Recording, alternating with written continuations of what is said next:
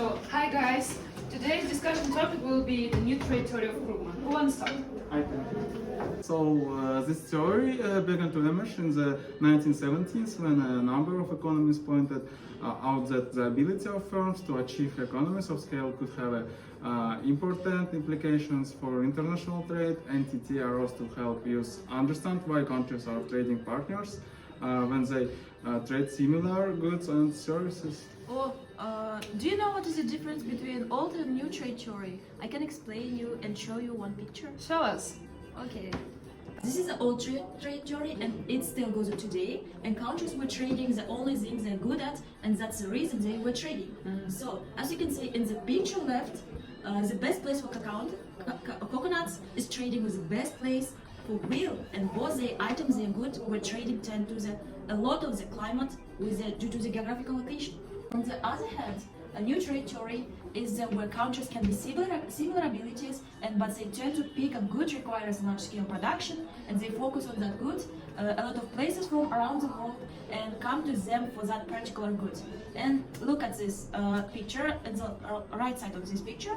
As you can see, luxury cars, we can relate that to the Germans. A lot of them known for their luxury cars, and aircraft. US is pretty big with aircraft. So this is a few examples of new trade theory on the world today. And as we know, our theory brings monopolistic competition along with it. Ayala, can you say something about that? Yes, sure. So it's type of imperfect competition where many products sell different products, and only a few firms that are larger than others will make control the entire market. For example, we can say Burger King, McDonald's, Wendy's. This fast food industry is made up of a lot of brands that we can distinguish from each other and that we are familiar with. So if you realize that they can influence the price and sell more, that's the lowering the price. In this picture we can see the effect of increasing market size. Initially the equilibrium at point 1, and increase the market size shift the double C curve down to double C curve 2 and equilibrium at point 2. So clearly the consumer prefer large assortment of goods available at a lower price. And there the number of firms, the more intense the competition, and hence the price will be lower in this industry. This is constant prices. Yes. So guys, do you know that focuses on increasing returns to scale and network effects? Yes. I will show one picture. It's a return to scale, lower returns to scale. As you can see, the return to scale is a rate of increasing in production, and it's related to increased factors in the production.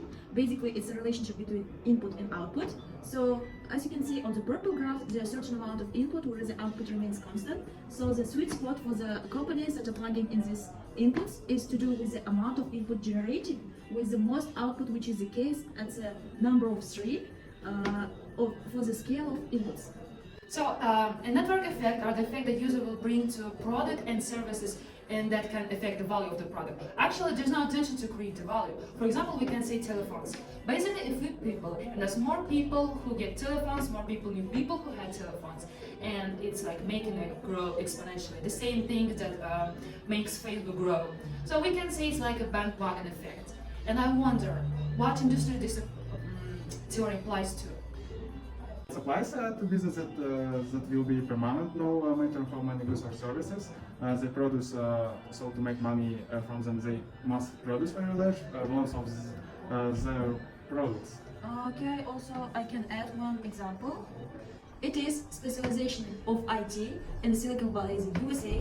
The Hewlett and Packard started the computer business, and success attracted more IT firms to that area, and not because of any particular increasing benefits, but new firms start to get the network benefits being around the IT step-ups. Oh. They came out.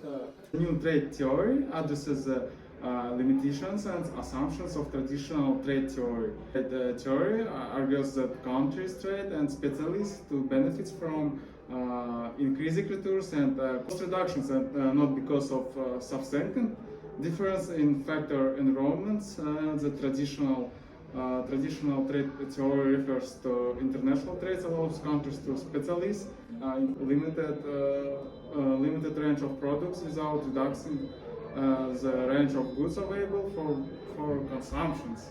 So it's my opinion. Yes. Thank you. That was interesting. Thank you.